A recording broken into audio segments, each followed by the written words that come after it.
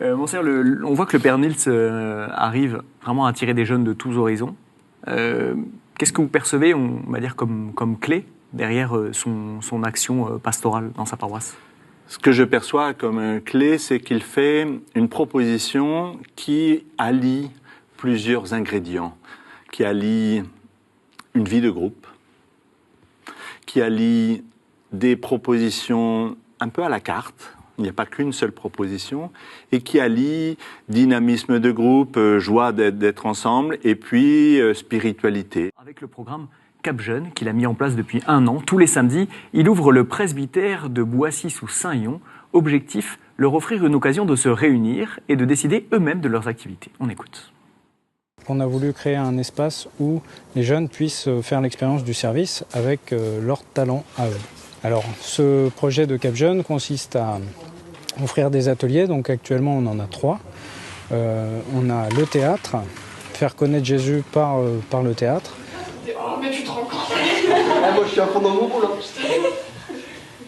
Nous avons aussi une chorale pour embellir nos célébrations, le rendre plus joyeuse et voilà, plus festive.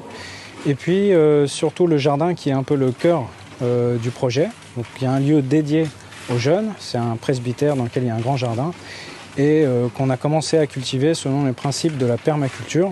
Alors les jeunes effectivement sont très en demande de faire, pas simplement regarder, écouter. Ils le font suffisamment la semaine quand ils sont en classe, mais ici ils ont l'occasion de participer, de façonner quelque chose et il y a aussi la joie du résultat qu'ils peuvent constater lorsqu'ils sont à plusieurs. On est vraiment au centre du projet, c'est ça qui est bien.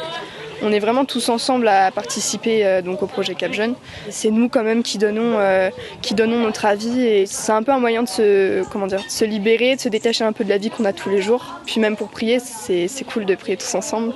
Et c'est bien aussi d'être entre jeunes pour partager les choses qu'on aime bien ici. Voilà. Ça les stimule aussi pour prendre leur part, réaliser qu'ils ont une place et que eux ne sont pas simplement l'avenir de l'Église, mais sont déjà l'Église d'aujourd'hui. Ici, le cliché du vieux chrétien je vais pas dire n'importe quoi, mais voilà quoi, le cliché du vieux chrétien hyper pieux, hyper rigoureux dans sa religion. Il est un peu cassé. On montre en fait ici que c'est pas que ça, c'est aussi des bons moments entre amis, c'est des moments où on peut découvrir des choses qui sont pas forcément orientées pour les grandes personnes, mais plus pour les jeunes de notre âge. J'ai des jeunes qui ramènent leurs copains, mais il y en a quelques-uns voilà, qui veulent faire leur première communion, parce qu'ils sont baptisés, d'autres demandent le baptême. Donc oui, voilà, même si ça reste modeste, il y a un vrai lieu de convivialité qui attire du monde, et plus largement que simplement le cercle des fidèles.